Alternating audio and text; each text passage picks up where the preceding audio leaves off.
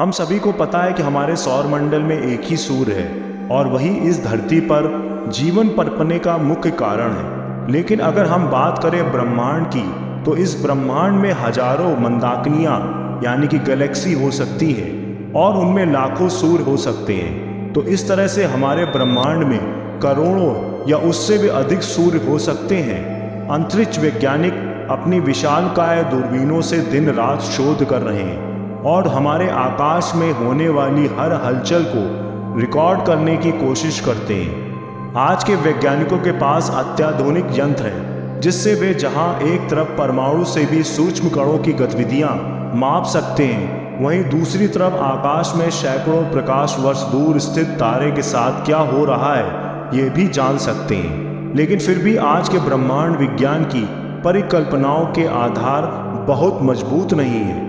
फिर वो चाहे ब्लैक होल संबंधी परिकल्पना हो या डार्क मैटर और डार्क एनर्जी संबंधी अवधारणाएं। इन सब के बावजूद अगर आप किसी ब्रह्मांड वैज्ञानिक से बात करें तो वो आपको यही बताएगा कि इस वर्तमान समय में हमने अभूतपूर्व खोजें की हैं और हम ब्रह्मांडी खोजों के स्वर्णिम युग में जी रहे हैं। उस समय वो भूल जाता है कि समय की गति हमेशा चक्रीय होती है।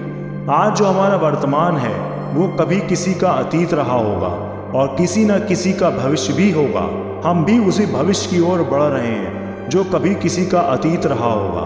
कहानियां वही रहती हैं, बस पात्र बदल जाते हैं, लेकिन पात्र बदलने से उनमें नवीनता तो आती ही है, जीवंतता भी आ जाती है। भारतीय ग्रंथों के अनुसार प्राचीन ऋषियों ने उन सूर्यों को प्रत्यक्ष देखा जिनको आज के वैज्ञानिक अपने शक्तिशाली दूरवीक्षण यंत्र से न देख पाए।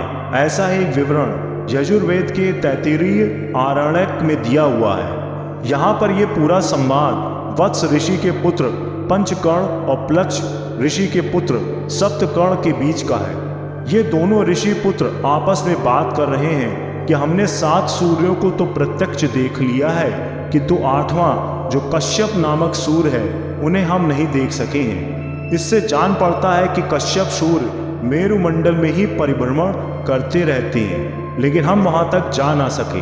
फिर आगे वर्णन है, ठीक उसी समय गर्ग के पुत्र प्राणत्रात नामक ऋषि ने कहा है, हे पंचकर्ण और सप्तकर्ण, कश्यप नामक अष्टम सूर्य को मैंने प्रत्यक्ष देख लिया है। ये सूर्य मेरुमंडल में ही भ्रमण करते हैं, वहां जाकर उन्हें कोई भी देख सकता है।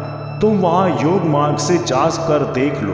वेदों में इनके बारे में कहा गया है कि ये 8वें सूर्य कश्यप भूत, भविष्य और वर्तमान घटनाओं को अति सूक्ष्म रूप से जानते हैं। यह इनकी विशेषता है, इसीलिए कश्यप सूर्य को पश्यक नाम से भी पुकारते हैं। एक प्राचीन आरण्यक ग्रंथ में इन 8 सूर्य का नाम दिया गया है। उनके नाम कुछ इस प्रकार से हैं, आरोप, भाज, पटर, पतंग, स्वर्ण, ज्योतिषीमान, विभास, कश्यप। हम प्रतिदिन जिन सूर्य को अपने आकाश में देखते हैं उनका नाम आरोग है और शेष सारे सूर्य हमसे अतिशय दूर है, अतः हम उन्हें अपनी आंखों से नहीं देख सकते।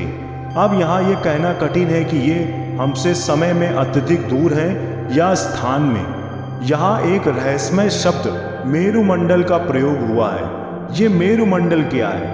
दरअसल जैसे हमारी पृथ्वी अपनी धुरी पर घूमती है, वैसे ही हमारा ब्रह्मांड, जिसका आकार 2 कढ़ाइयों के एक दूसरे के ऊपर रख देने से जो आकार बनता है उसके जैसा है, भी अपनी धुरी पर घूमता है। ब्रह्मांड का ये धुरी वाला हिस्सा जो ब्रह्मांड के सबसे उच्च स्थान को उसके सबसे नीचे वाले स्थान से जोड़ता है, मेरुमंडल कहलाता है। तो मेरुमंडल इस ब्रह्मांड की धुरी है जिसके चारों तरफ ये ब्रह्मांड चक्कर लगाता है। इस ब्रह्मांड के आधे उच्च भाग में 7 भुवन है और नीचे के आधे भाग में 7 भुवन है। इस प्रकार से ब्रह्मा जी ने प्रकृति की सहायता से जो ये ब्रह्मांड रचा उसमें 14 भुवन है। यहाँ हमें यह नहीं भूलना चाहिए कि समय तथा स्थान भेद से इस ब्रह्मांड में अनंत लोक संभव है।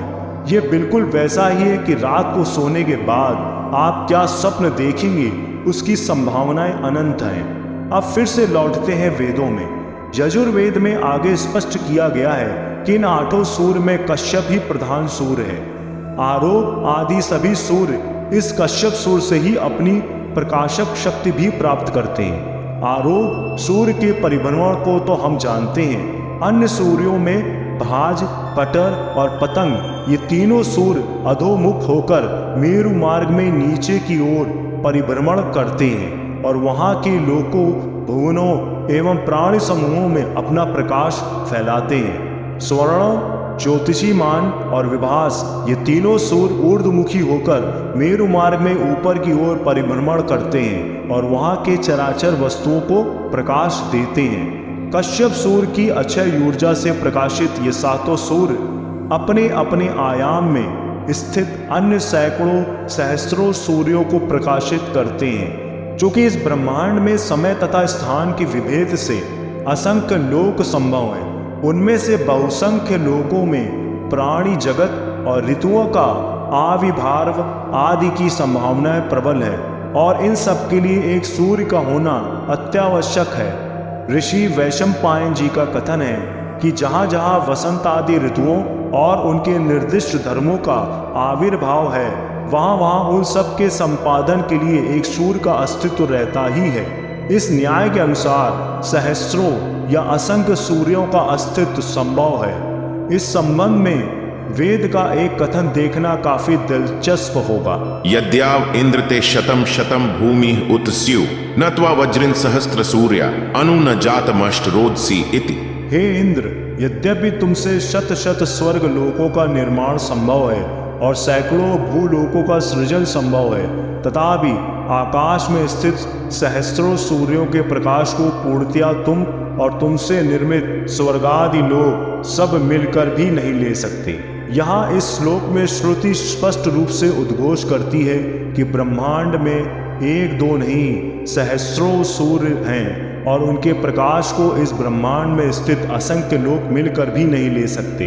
बात जितनी साधारण दिख रही है उतनी साधारण है नहीं, लेकिन मूल रूप से यह इसी सत्य को स्थापित कर रही है कि इस ब्रह्मांड के प्रधान अधिपति कश्यप सूर्य ही है, जो इस ब्रह्मांड के केंद्र बिंदु में परिभ्रमण कर रहे हैं। केंद्र बिंदु में स्थापित होने और वहां परिभ्रमण करने से उन पर इस ब्रह्मांड में व्याप्त समय का प्रभाव लगभग नगण्य है। इसीलिए कहा गया है कि वहां भूत भविष्य वर्तमान निरपेक्ष हो जाते हैं और वहां विराजते हैं साक्षात महाकाल। ऐसे महाकाल स्वरूप भगवान कश्यप सूर्य को प्रणाम।